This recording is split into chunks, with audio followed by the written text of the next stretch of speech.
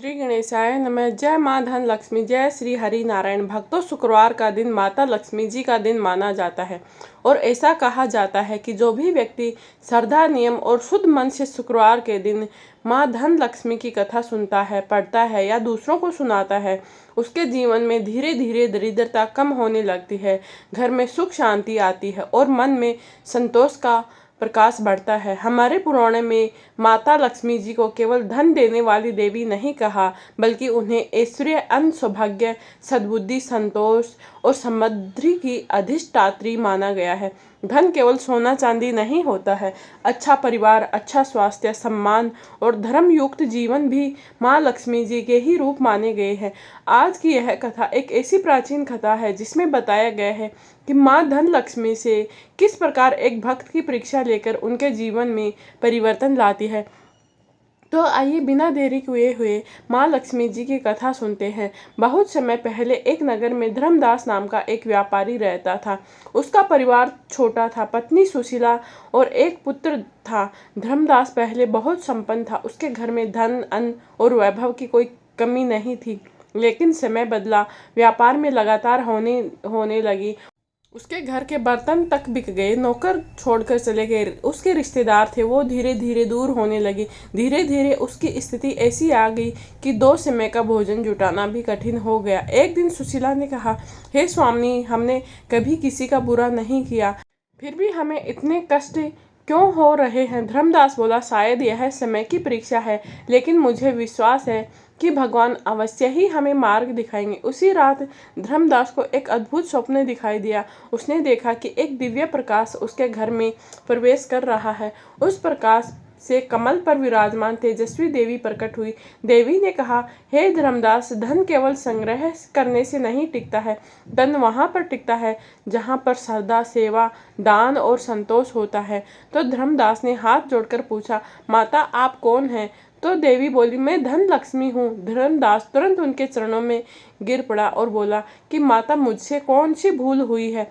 तो माता बोली कि तुमने कभी अभिमान नहीं किया, लेकिन समृद्धि के समय तुमने कृतज्ञता कम कर दी थी। यदि तुम श्रद्धा से शुक्रवार का व्रत करते हो, दीपदान करते हो, कथा सुनते हो, तो तुम्हारे घर में फिर से शुभता आएगी। इतना कहकर देवी अंतर ध्यान हो गई। सुबह धर्मदास ने पूरा सपना अपनी पत्नी को बताया तो सुशीला बोली, यदि स्वयं माता ने हमें मार्ग दिखाया है तो आज से ही हम शुक्रवार का नियम करेंगे। उस दिन दोनों ने घर को साफ किया, मिट्टी का एक छोटा सा दीपक जलाया, थोड़ा सा गुड़ और जल अर्पित किया और माता लक्ष्मी जी का स्मरण किया।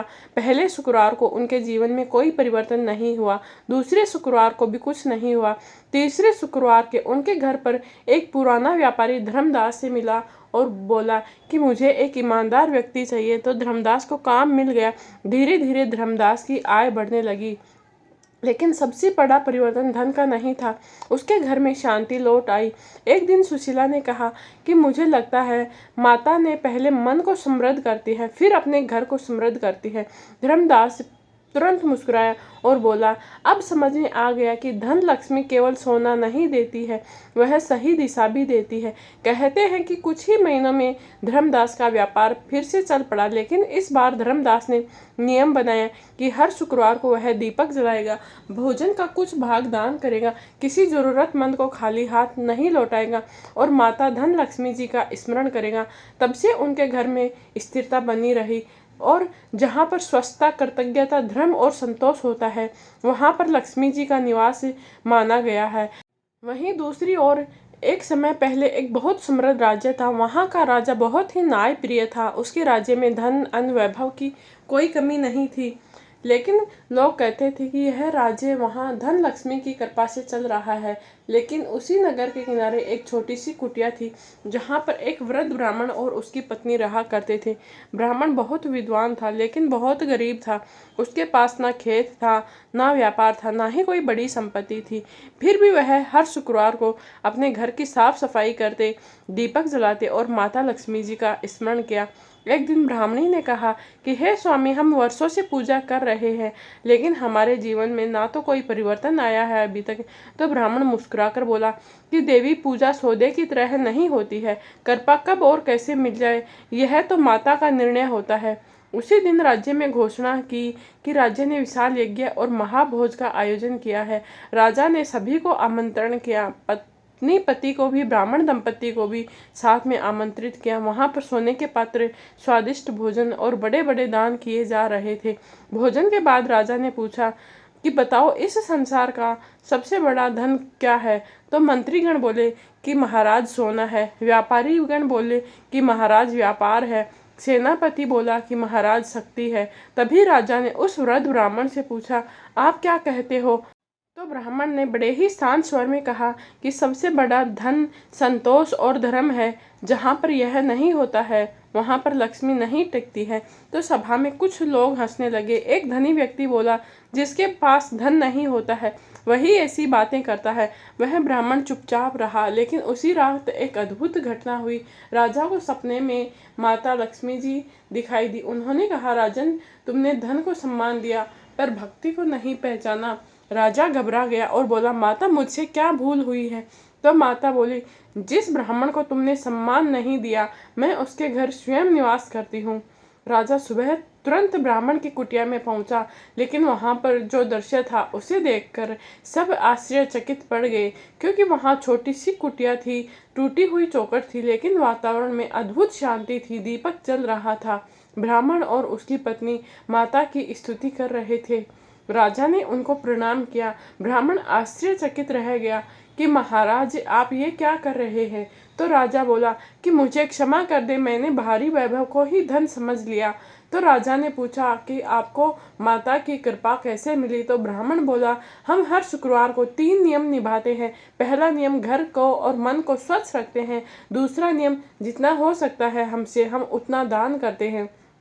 और तीसरा नियम, जो मिला है उसके लिए माता लक्ष्मी जी को आभार जरूर जताते हैं। राजा ने कहा, केवल इतना ही? तो वह ब्राह्मण मुस्कुराया और बोला, हाँ, माता को दिखावा नहीं चाहिए होता है, माता को भाव चाहिए होता है। राजा लौट आया। उसने राज्य में आदेश दिया कि धन का अभिमान न करना चाहिए और किसी निर्धन को कभी भी छोटा मत समझो। कुछ समय बाद उस राज्य में समृद्धि और बढ़ी। उन लोगों ने देखा कि जहाँ पर विनम्रता आई वहाँ पर सुख भी बढ़ा। और लेकिन माता धन लक्ष्मी की एक और परीक्षा बाकी थी। शुक्रवार के दिन दोपहर ब्राह्मण के घर एक वृद्ध स्त्री आई। वह बहुत थकी हुई थी। उसने कहा, क्या थोड़ा सा जल और भोजन मिल सकता है? घर में केवल एक व्यक्ति के जितना भोजन का अन्न बचा था। ब्राह्मण ने पत्नी की ओर देखा तो ब्राह्मण बोला, अतिथि द्वार पर आए हैं, उसे खाली हाथ नहीं लौटाओ। दोनों ने अपना भोजन उस वृद्धा को दे दिया।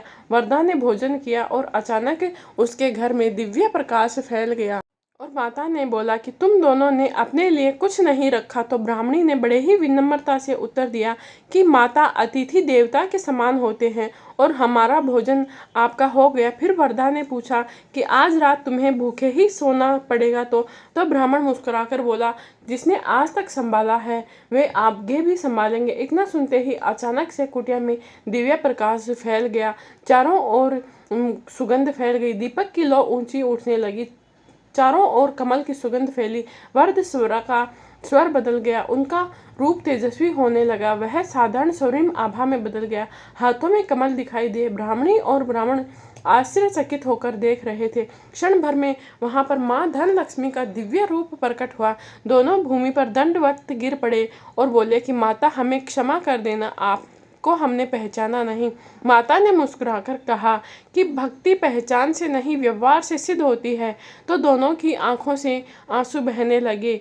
तो माता बोली, मैं देखने आई थी कि तुम्हारी पूजा केवल सुविधा तक सीमित है या सच्ची श्रद्धा है। तो ब्राह्मणी ने कहा, माता, हमारे पास देने को कुछ नहीं था। माता बोली, यही तो तुम्हारा सबसे बड़ा धन है। जिसने कभी भी बांटना नहीं सीखा है वह कभी निर्धन नहीं हो सकता है। फिर माता ने एक अपना कमल नीचे रखा। उन्होंने कहा, मांगो, क्या चाहते हो? तो ब्राह्मण ने हाथ जोड़कर कहा, हे देवी, यदि आप प्रसन्न हैं तो हमें ऐसा वर दे कि हमारे मन में कभी भी अभिमान नहीं आए और हमारे घर से कभी कोई भूखा नहीं लौटे। माता प्रसन्न हो गई और उन्होंने कहा, तुमने धन नहीं मांगा, इसलिए मैं तुम्हें स्थिर लक्ष्मी का आशीर्वाद देती हूँ। इतना कहते ही कुटिया में रखा मिट्टी का पात्र अन्न से भर गया। सूखी जगह पर जल का स्रोत निकल आया। घर में आवश्यक वस्तुएं आने लगी, लेकिन सबसे आश्चर्यचकित बात थी कि उनका मन पहले जैसा शांत ही रहा। कुछ दिनों बाद राजा को यह समाचार मिला तो राजा स्वयं वहां पहुंच गया। उसने देखा कि कुटिया नहीं महल बनी हुई थी, बस आवश्यकता भर की समृद्धि थी।